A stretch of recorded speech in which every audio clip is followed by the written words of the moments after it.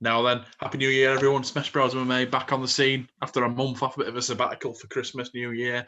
As always, myself, BigDawg here, joined by KDiggy and Jimbo Slice. Gentlemen, Happy New Year. You enjoying lockdown again? Happy New Year to you all. Enjoying Lockdown 3. Bits like Die Hard 3. One of the worst ones, I feel like. KDiggy looks like he's got cabin fever already in that fucking horrific coat. What on earth is that? You were giving me compliments on this before. All I'll say, KDiggy, is I'm happy that we are an MMA podcast as opposed to a fashion one, because we'd be getting kicked off the internet for that disgrace. All our subscribers are going wild for this jacket right now. But no, it's a bit cold. None of them. I've been working from home, and it's my working from home chilling jacket. So I thought I'd welcome it to the pod. Yeah, well, it's cold. It's cold round on my side at Pennines. You know, has it snowed over by you boys? Not. It did snow a little bit today, but it hasn't stuck. Oh, it's horrific in Yorkshire. It snowed a fair bit, stuck for a bit, but it's nothing like it was last week when it couldn't get out to do a bit of digging. Oh. Yeah. Anyway, we'll forget about the weather, and we'll talk about the fights. A lot has happened since we last did a podcast. A lot. As shit as hit the fan, some would say. I remember sitting there messaging you boys over Christmas thinking, fucking hell, why aren't we doing a podcast this week? So much we could talk about, so much to discuss, but we didn't do one. So we're just going to keep it with the most recent stuff that's gone down. And some of the most recent news for me was yesterday, and then possibly the day before, some of the bookings for the March 13 fight night. Leon Edwards comes up, Chimaev. His third time a charm, booked again. KDiggy, I'm sure I've asked you this before. How do you see this one playing out? I hope it's third time's a charm. As I say, I've backed Kamzat to be on that top 15 list at the end of the year, and he needs to start fighting, and this fight needs to go ahead soon. So it's a really big one. And even though he is an Englishman, Leon, I am going with Kamzat for my personal list. For you, Jimbo, who do you think the delay to this fight is going to benefit more, Leon Edwards or Kamzat, for their recovery from COVID-19? I think it'll benefit Edwards more, because from when I remember the hearing about Leon Edwards, he'd lost like 3 stone or something. That might be an exaggeration. From what I heard, he'd lost a lot of weight from the COVID. So I feel like he can have a bit more time to recover, get some of that muscle back, because what I always think Edwards' issue was, he always struggled with being out-muscled.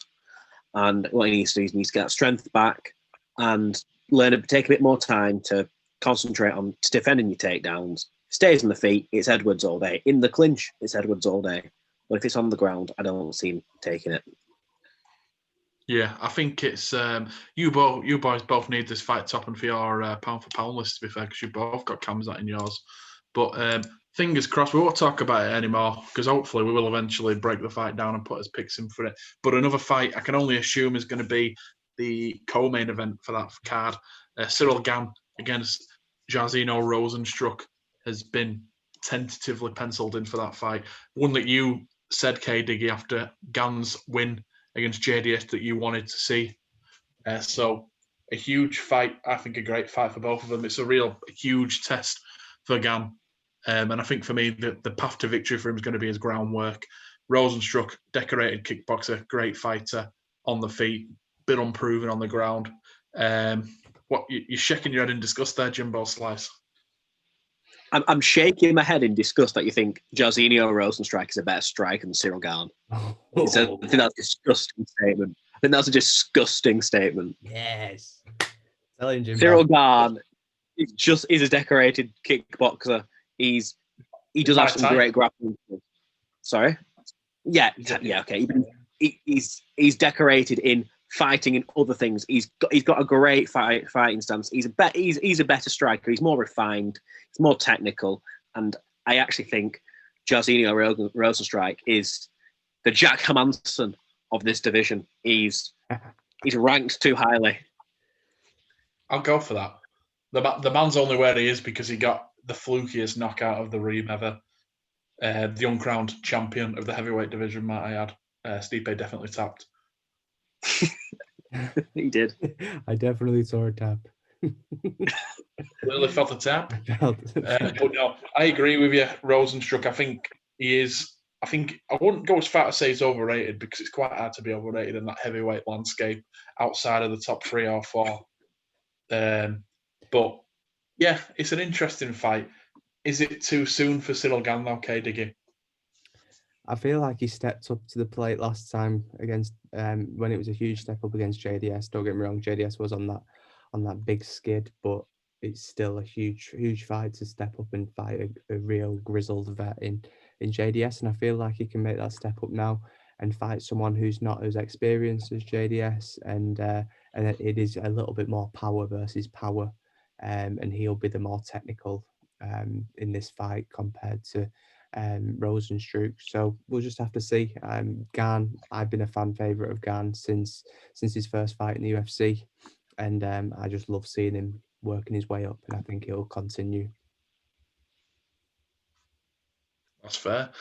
Not officially booked per se, but there's rumours floating around. I think you sent me this, Jimbo, about TJ Dillashaw making his return against Aldo later on this year, March, April time. A tantalising matchup, and I'd argue possibly even a number 1 contenders matchup after Pete Young fights Aljamain Sterling. How do you see that one playing out, Jimbo?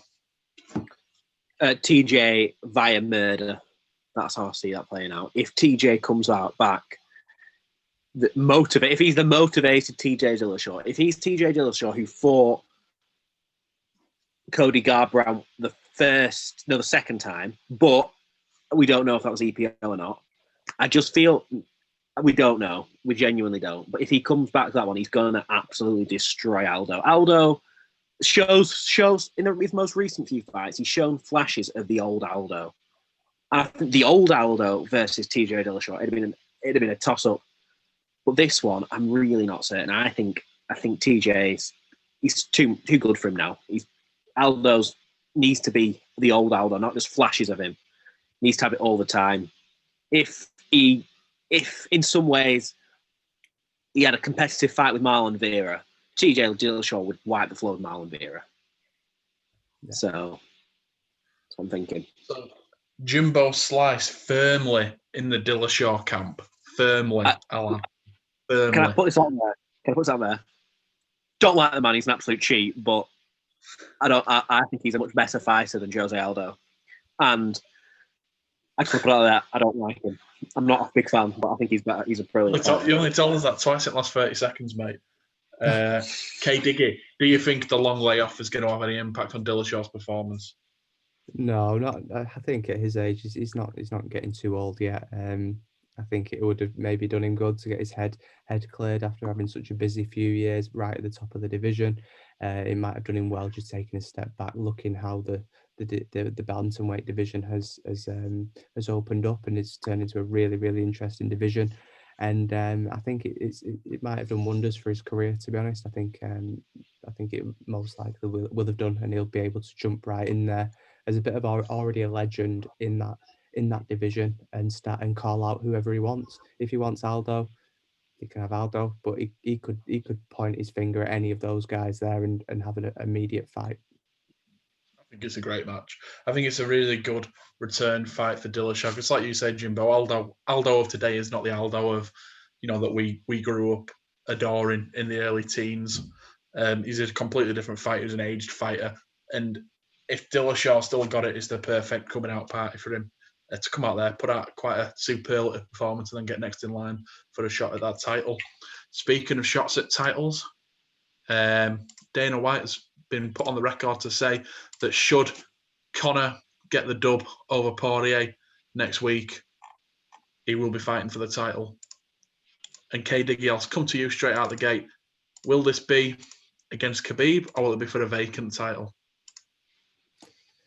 I think it's an only time can tell situation. I don't want to guess to what the meeting will be about this weekend. To the answer of the meeting.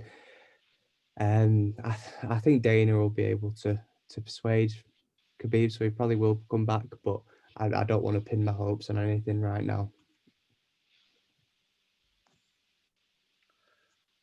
So you're being non-committal. You're sitting on the fence. You're not giving me an answer. I am. Bottleless get. Bottleless get. Well, I don't think it'll be fighting Khabib. I think it will be fighting the winner of the co-main of that card in the form of Hooker or Chandler. That's what I think.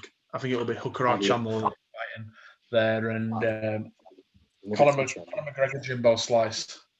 Do you think the win is within his grasp this next weekend? I'm going to stick with my guns from what I've said from the first time this podcast we ever did it, was Dustin gets in his head. Conor looks motivated. I think if Dustin makes it a dirty fight, if it goes into later rounds, it's Dustin, but it's not going to. Dustin gets clipped early. I was re-watching the Poirier-Hooker fight. Those first 2 rounds, Poirier was hit a lot. He was hit a lot, and then he made it dirty, and he grabbed him and he pulled him to the ground. But if he can get hit by that with Dan Hooker, like there was a knee that sent him wobbly, I think Conor can just find the mark with that left hand. And unfortunately, I'll be able to say unfortunately, I genuinely believe Dustin could be out of there within 3 minutes. That's a hot take. Sorry, Jim. I've got a question for BigDawg on his theory that the winner of Dan Hooker, who lost his last fight against Dustin Poirier, and yeah, I realised that as I said it, but I'm committing to my guns. Whose first fight is in the UFC will fight Conor McGregor, the biggest name in the game. When there's two men called Gaethje and Charles Oliveira who are going to fight as well, who most likely will. Yeah, and I realised that as soon as I said it, KDiggy. But I stuck to it. I maintained what I said because that's my on the matter. And to be fair, Gaethje, Oliveira rumoured to be fighting. Oliveira kicking off a little bit, saying he's on his final 5 of his contract. Only wants to fight for the title. Do you think he'll get that title shot, KDiggy? No, fight Gaethje first. Gaethje and Oliveira, Conor, Dustin, winner, vacant title, I guess. I suppose the question comes though, if you've got McGregor Poirier, the winner of that, wants to stay active, when realistically Gaethje Oliveira is not going to be till April, May time, and there's not going to be then a title fight till the fall, autumn. It's a bit too long to wait. I also think if you're Gaethje, you don't take that fight. Why are you taking that fight? Because you've got everything to lose. Your ground game was massively exposed in your last fight. Take a year off. Learn some jiu-jitsu. And let Charles Oliveira fight for that vacant title. Because I personally, if I want to see Khabib come back, I want to see him fight Charles Oliveira. I want to see him fight a grappling specialist. The fans and don't that's it. That's not selling pay-per-views, is it? They want Conor. I agree. Conor and Khabib, don't they? So I agree. I'd love that fight. It'd be amazing, but it's not going to sell like Conor and Khabib. That's the only issue, and I think that's going to hinder Charles Oliveira. He needs another win under his belt. I genuinely think though there is a possibility though if Michael Chandler comes out there and makes a mega statement in front of, because he's on this pay-per-view. If he makes a statement, there's a good chance he could be booked against Conor for a vacant title. If he comes out and does what he did to Benson Henderson or Sydney Outlaw and knocks him out very early, I'm not saying it's happening. I'm not saying it's happening at all. But if he does that, he's got a good chance of fighting Conor. Oh yeah, that was my take. But it was just put so eloquently by Jimbo Slice. Speaking of tantalising matchups in the lightweight division, Nate Diaz making a return to the lightweight division. Who do you want to see him fight, KDiggy? I want to see him fight the winner of Dan Hooker and Michael Chandler. I think it's a money fight. I think the money's there, and I think that makes sense. I think it's going to come down to what happens in the McGregor fight. If McGregor loses, I think they'll do Diaz McGregor 3. If he doesn't, I think they'll have him fight a reasonable opponent and then have it for the title, which Conor wanted as well and said the same thing. What about you, Jimbo Slice? Who do you want the young Nate Diaz to fight? Well, they've said Nate, They've said Nate Diaz. Dane said he's booking someone, wants to book him against someone not Tony Ferguson. So I'm thinking he's going to book him against Paul Felder. Bit of violence. Quite a winnable fight for Nate Diaz. It's a ranked enough, high enough opponent that he gets him in the top 5 or 6, and then he can get him to fight for the title. Rush him against everyone else if Conor wins. That's my prediction, but I would want him to fight. I know some RDA. They've already fought, though. I know they have. RDA spanked him. Exactly. I want Diaz That's to a fight shit again. fight. No, I want Diaz to lose. No one wants to see that. I don't like Diaz. That should be on Bellator if that's happening. It's just old men. Exactly. That's why I like Bellator, isn't it? I relive the teenage years. Yeah.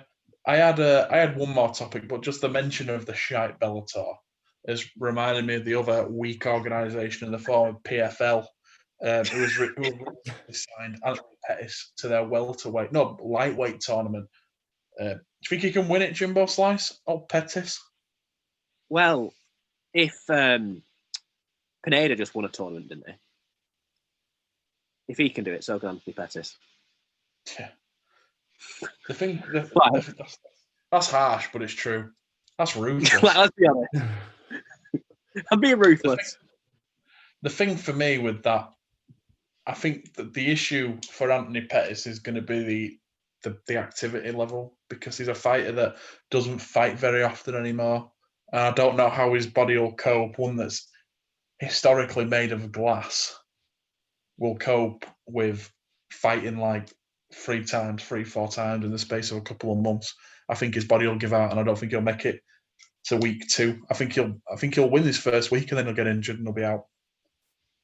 Oh, Eddie Alvarez in the one championship tournaments all happened, eh? Yeah, that's it. KDiggy, your luck tells me you're not infused by the PFL talk, so we'll move on. And we'll get to the final topic. And it was going to be a really nice kind of movement from Nate Diaz onto this, because they've removed cannabis as a banned substance on the USADA list. And do you think this is going to have a big change to the landscape of the organisation, KDiggy? Yeah, I think maybe more fighters will come out as weed smokers, but I think it was necessary. You know what happened to Sean O'Malley getting stripped from banned from MMA for like a year. For it's ridiculous. That was a tainted supplement. That wasn't cannabis. Oh, well, I must be getting mixed up with something else that I've read then. But yeah, so I think it's not really an issue. I just hope that fighters don't go into smoking weed more, because it's not going to do the health any good, and it's not going to make them a better fighter. I'm against weed. Don't smoke weed, kid. My favourite story about weed in the entirety of MMA is Nick Diaz in Pride when it came to Las Vegas. I can't remember. I think he was fighting. Was it Takanori Gomez who were fighting Jimbo? Gomez. He fought Gomez. And he caught him with this unbelievable submission, and he won. And it was a really big moment. And he popped for cannabis. And they reckon the amount that he had in his system, he had to have been high in the fight.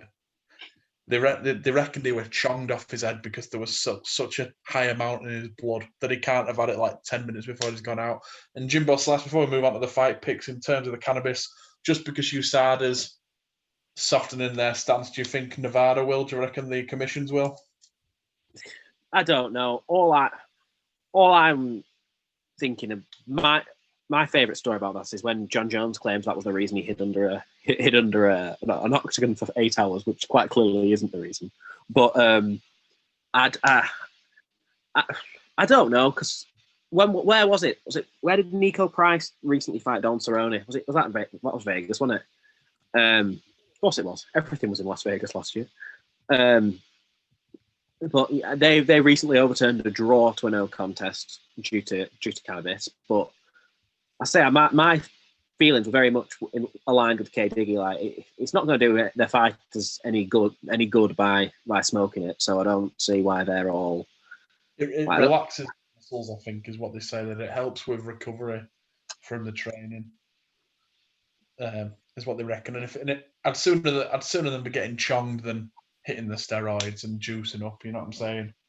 I think it's probably going to be healthier for them. But anyway, we've covered the most recent news that's gone down over the last week or so, kind of the hot topics. So we'll move on to the first of our week of fights. First card, headlined by Holloway Kattar. Big fight coming up for the featherweight division. Some really good fights in the welterweight hitting here. Return of Joaquin Buckley. Hopefully going to be getting another highlight reel knockout. So this year, for the sake of the viewer watching now, we are going to be keeping a tally of our verdict scores and kind of not just the rankings week by week, but the cumulative points to see who comes out on top by the end of the year. And I think I won last year, didn't I, KDiggy? What? Did I win the points tally last year? I think you did. I think you just scraped it, yeah. Just scraped it. So we'll start out with this, a fight that KDiggy is very excited about on our verdict picks. Pudihale Soriano against Dusko Todorovic. I've pronounced that. Todorovic. Talk me through it, KDiggy. What gets you so excited about this fight? First thing, they both got zeros next to the record. They're both undefeated fighters from completely different places. With Puna being from Hawaii and Dusko, I believe, being from sort of Eastern Europe, Russia side, and they're both really, really exciting fighters who have been in wars. I was watching both of them on YouTube when I was preparing for our podcast, and they're both really, really interesting guys. And I think, however it goes, they will both end up being in the UFC for a little while. But I'm leaning towards Puna. Just some of the knockouts and submissions that he's shown over his past, I believe it's 7 or 9 fights. I can't remember exactly how many he's had. He's just shown he's got power in his hands, and he knows how to crank a neck as well. So my prediction for this fight is Puna's going to knock Dusko to the ground, and then he's going to jump on his back and make him tap, rear naked choke style, baby. Okay, that's a fair pick. I mean, these are both, what you're looking at here is veterans of Dana White's Tuesday Night Contender Series, and we know that the fighters that come from that on the whole are great fighters. Like you were saying, KDiggy, someone's out has got to go in this fight, and I'm backing the Serbian here. You know, the people from that side of Europe, Asia, I think they are the future of the sport, and I do not think that this geese is going to be anything different. I'm expecting a dominant decision win for Dusko Todorovic. Jimbo Slice, who's getting the pick here for you, my friend? I was originally, until the start of this podcast, I was actually going to go for Dusko Todorovic for the win. I thought, very similar to you, I thought they are gritty, strong fighters, and he had more experience in the UFC. He's got, I think, 1 or 2 fights in the UFC. But I thought, you know what? KDiggy sold me so well before the podcast that I went for Puna, but I sort of went with the way you finish people like that is the way you finish Islam Makhachev with just a knockout, a clean knockout. So I've gone with a 3rd round knockout to Pudihale. Or however you pronounce it. I'm sorry if I butchered his name. Sorry, we butchered everybody's names, to be fair, on this one. Let's not beat around the bush. And the next fight we've got Joaquin Buckley returning following his 2 beautiful knockouts towards the end of last year, taking on Alessio Chirico. We'll stay with you, Jimbo Slice. Talk me through your pick for this one, old boy. Well, this is definitely another. Let's set up Joaquin Buckley to win. Because if we remember when his first fight in the UFC, he fought Kevin Holland. He looked a bit stiff and, let's be honest, a bit unimpressive. But since he did that amazing knockout, he replicated it with another pretty good knockout when his second fight, well, his third fight in the UFC, second victory. And I feel like they've given him another one, fairly quick turnaround. They've given him someone on a skid, slight step up in competition maybe. A veteran of the UFC. I think he's been 3-5 in the UFC, but it's to set Joaquin Buckley up to have another knockout to look good, so they can eventually build him, and maybe even eventually build him for a Holland rematch. Holland's on for bigger things. He's going to be pound for pound touted pick this year than KDiggy. Tell me through your pick here. Yeah, I've got Buckley for the win here, but in terms of his opponent here, Alessio, I do feel like it will be a bit. It won't, like, Dana's probably hoping and praying for another big knockout, but Alessio hasn't been knocked out before. He's only lost by decision and by submission, and I think it's going to be another loss on his record, but by a decision. I don't see him getting knocked out here by Buckley. I think the hype train is going to slow down, and he's just going to get a decision victory, and it's just going to be a very forgettable fight. I agree with the decision, KDiggy, but I think it's going to go the other way. I think this presence that Buckley's had from both fights, you know, the tout he got after the first fight, the second fight, bit of talk in the media about him fighting James Cross. I think it's going to go into his head a little bit. I think he's going to come out early, swinging at the Italian. He's going to come hard. He's going to possibly even nearly put him away. What was that? It doesn't matter. Going to nearly put him away in the first round, but I think the Italian's going to come through, and he's going to get that decision victory, and it's going to be a bit of a come from behind victory in the second and third. Jesus. Sorry. What are you laughing at, dickhead?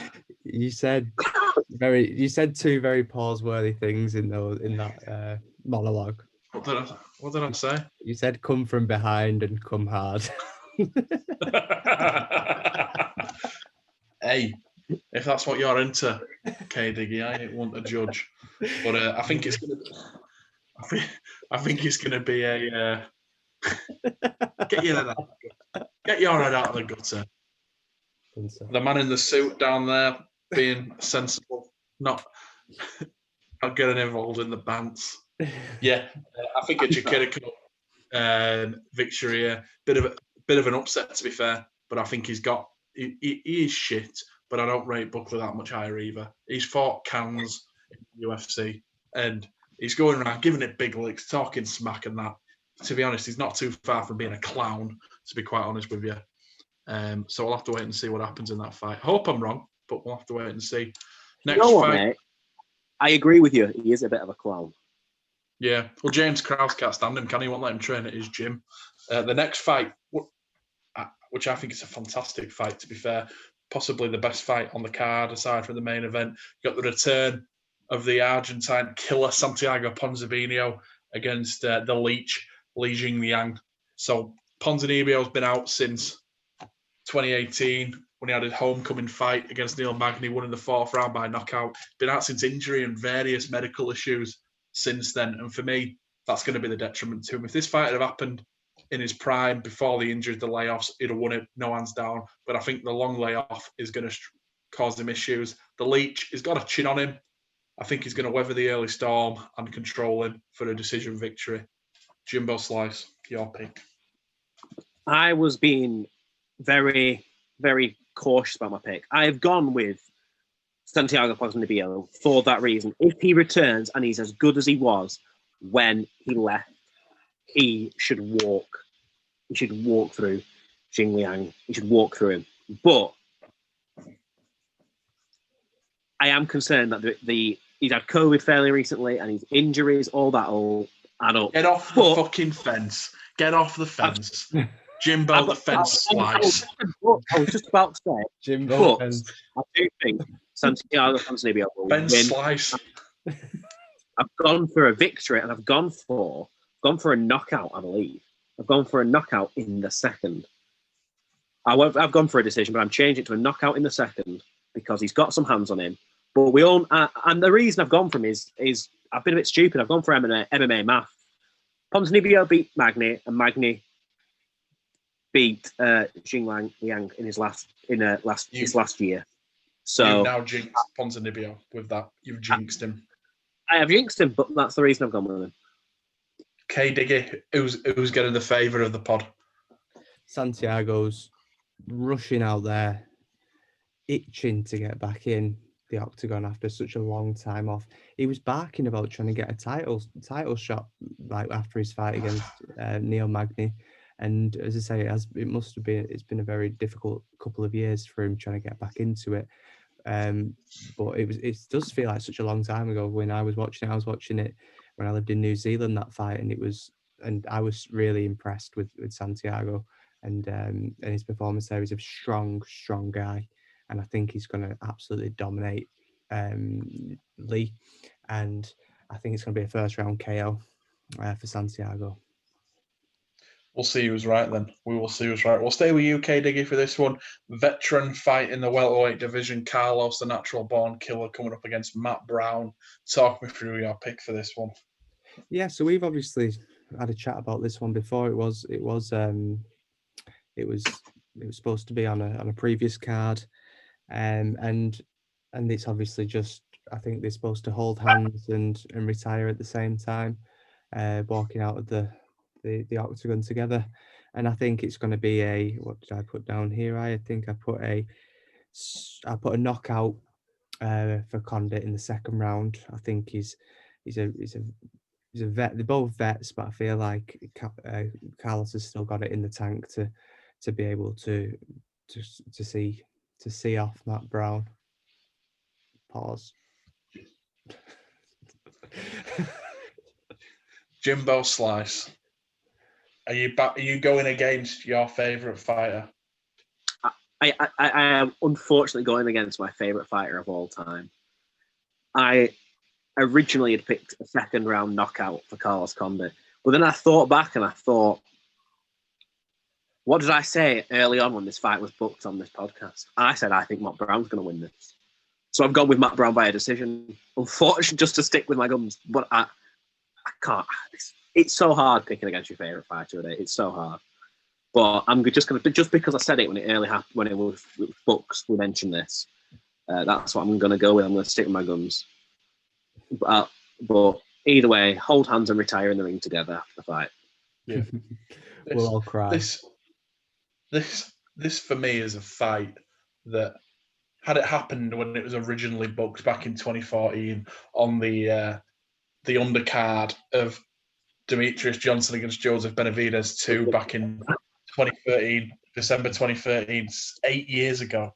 That's knowledge. I remember I was really looking forward to that fight, and I think Matt Brown fell out. He had a back injury, and then we didn't get it booked for years. Condit went on and fought Woodley, did his ACL in, and it was booked for, God, when was it booked for?